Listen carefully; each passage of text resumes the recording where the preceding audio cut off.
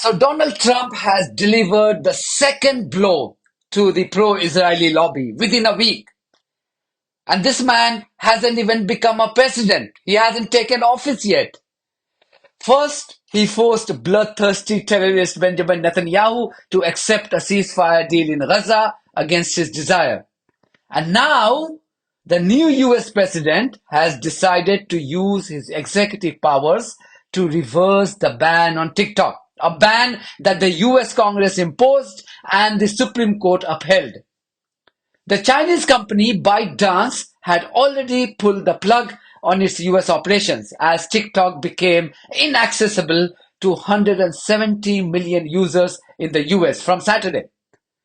Now Trump has used his powers to reverse that ban. That means everybody can access TikTok now.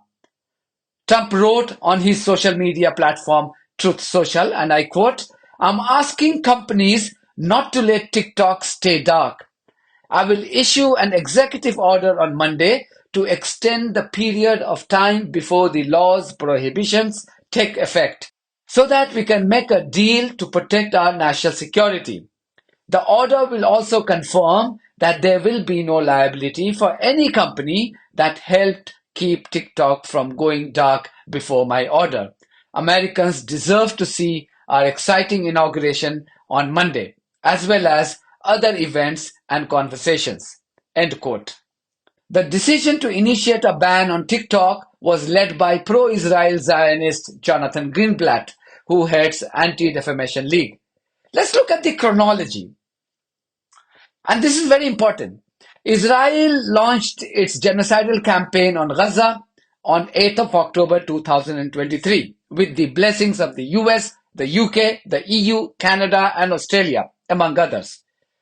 Israeli terrorists, led by Benjamin Netanyahu, knew that his genocidal campaign in Gaza will have full immunity, as Zionists control media around the world, including the likes of the BBC, the CNN, New York Times, and others, would not give coverage to the ethnic cleansing of Palestinians. And that's precisely what had happened. The fact that these media outlets refused to report Israeli atrocities on their platforms and instead censored pro-Palestinian voices confirmed the complete control of Zionists on global media. Social media platforms were the only hope for Palestinian voices to turn to. But even these social media platforms were not immune to Zionist control. Mark Zuckerberg, he owns Facebook, Instagram, and WhatsApp. All these platforms had zero tolerance for any Israeli criticism. Don't take my word for it. Listen to this woman, Jordana Cutler, Meta's head of Jewish diaspora, brag about her ability to punish anyone who criticized Israel or Zionists. By the way, Jordana had earlier worked as Netanyahu's advisor between 2009 and 2013. So much for impartiality. One of the privileges I have in my role, which I created very uniquely, I don't think there's another person in a tech company with the title Jewish diaspora. I'm very happy for some competition if anyone else wants to try.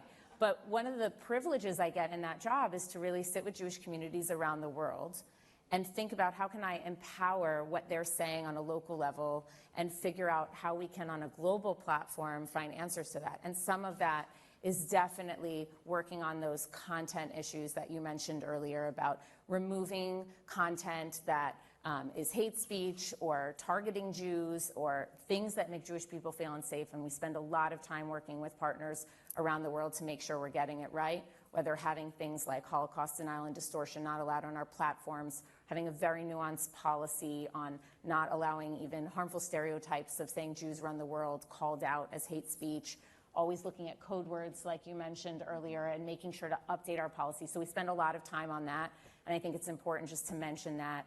But also, how can we use our product to drive people to authoritative information about issues like the Holocaust? So one of the partnerships I'm really proud of is one that we have with the World Jewish Congress and UNESCO. So any people on our platform that search for terms about the Holocaust or Holocaust denial are given a box that explains what the Holocaust was. So we take that real estate opportunity right there on your phone to tell you what it was. And then we encourage you to leave Facebook and go to this website that has factual information. And so, again, there's things that we can do in terms of removing content, but then also pushing good information to people. And that's on the Facebook side of things and Instagram. Then we can think about, you know, you mentioned Anne Frank, what can we do in our new platforms? What can we do when we're looking at the future, not just of VR, virtual reality, but also augmented reality, AR, and then XR, which is mixed reality. So in all of these different formulations of what we look at as the metaverse, what can we be doing? And I saw this happen to me firsthand on Facebook and Instagram. Instagram removed one of our videos in which we were exposing John Kirby from the White House for his lies on Gaza.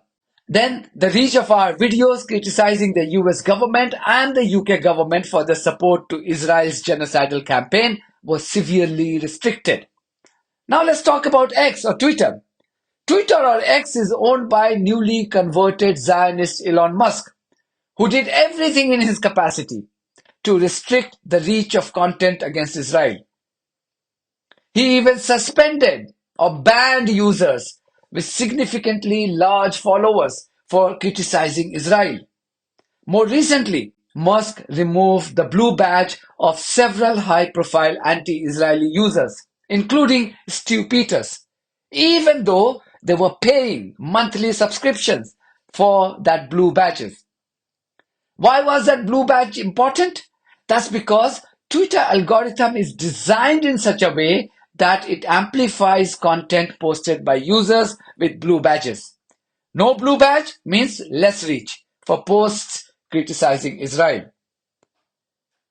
TikTok was the only platform which refused to act against pro-Palestinian voices. And this reflected in the reach of such content in the US, the chief sponsor of Israel's genocidal campaign in Gaza. If you look at this graph on your screen right now, from November 2023, you will see that all top trending hashtags amassing hundreds of millions of hits were in favor of Palestinians. Alarmed by this phenomenon, Zionist Jonathan Greenblatt from the ADL swung into action and began to reach out to members of the Congress currently on Israeli payroll to consider banning TikTok. This recording of his demand to ban TikTok was leaked. We need to talk about TikTok. TikTok, if you will, it is the 24/7 news channel of so many of our young people, and it's like Al Jazeera on steroids. In November of 2023, a recording was leaked of Jonathan Greenblatt, the head of the ADL, referring to TikTok as a problem that needed to be taken care of. We have a major generational problem. The issue in the United States of support for Israel is not left and right. It is young and old. And so we really have a TikTok problem, a Gen Z problem, that our community needs to put the same brains that gave us Tagli, the same brains that gave us all these other amazing innovations, need to put our energy toward this, like fast. And when the order comes from the paymaster, how do these sellout congressmen and congresswomen behave? They respond like loyal dogs. And suddenly there was a bipartisan consensus, and the bill to ban TikTok was passed both in Congress and the Senate. Not too long ago, this Greenblatt chap, he was seen bragging about his achievement before members of the Israeli parliament when he said that having TikTok banned was a bigger achievement than Israel occupying Syrian territory. We must, you must, take this deadly seriously. Pushing extremists off Wikipedia might not seem equal to the challenge of pushing Hezbollah north of the Litani River. Capturing TikTok might seem less meaningful than holding on to Mount Hermon. Libelous tweets certainly might seem less deadly than missiles from Yemen. But this is urgent because the next war will be decided based on how Israel and its allies perform online as much as offline. These Zionists wanted TikTok to hand over the control of the US operations to them so that they could tweak the algorithm to suit Israeli agenda. TikTok refused and instead said that it will prefer shutting down the US operations. This put the same sellout politicians in a spot of bother. They soon realized that the ban on TikTok would render 7 to 8 million Americans jobless, whose livelihood was directly linked to TikTok. No wonder Chuck Schumer, prominent Jewish politician, began to make desperate appeals. I want to say a few words about protecting TikTok's future while also protecting America's national security at the same time. It's clear that more time is needed to find an American buyer and not disrupt the lives and livelihoods of millions of Americans, of so many influencers who have built up a good network of followers. That's why last night, Senate Democrats tried to pass a bill that will extend the deadline to give everyone more time to come up with a workable solution. But Senate Republicans blocked our bill, which is stunning because time is running short. We will continue to work to find a responsible solution to keeping TikTok going, protect American livelihoods, and protect against Chinese Communist Party surveillance. We must and can do all three. I have made my views clear to the current administration, and I will work with the Trump administration and with both parties to keep TikTok alive while protecting our national security. Trump had first supported this ban last year, but his campaign clocked billions of views on TikTok last year, forcing him to have a rethink about his earlier support for this ban. Thanks to his intervention now, TikTok has resumed its operations in the US. This is what TikTok said in its statement, and I quote, "Thanks for your patience and support. As a result of President Trump's efforts, TikTok is back in the US. You can continue to create, share, and discover all the things you love on TikTok." End quote. The decision to reverse a ban on TikTok is another spectacular defeat for Zionists and corrupt US politicians. Hope they have learned their lesson. Well done to China for refusing to be bullied by the crumbling empire of the US. The sooner the Western countries recognize the growing might of the rising global South, the better it will be for them. That's it from me. Thank you very much for your support of this platform and our journalism on buymeacoffee.com and Patreon. If you too think that our journalism is worth supporting, then you too should consider becoming part of it. Details are in the description of this video.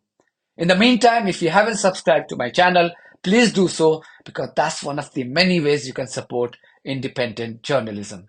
God bless you all.